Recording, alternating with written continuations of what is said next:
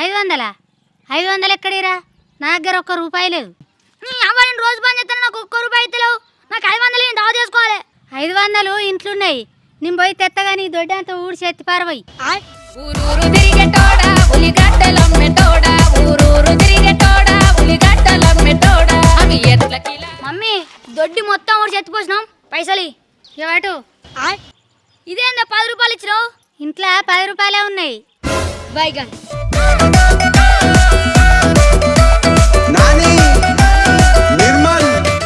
ఏమైందిరా?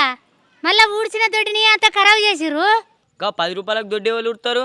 ఇంట్లో చిల్లర పైసలు 10 రూపాయలే ఉండే. 490 రూపాయలు ఫోన్ పేలో కొడతా అనుకున్నా.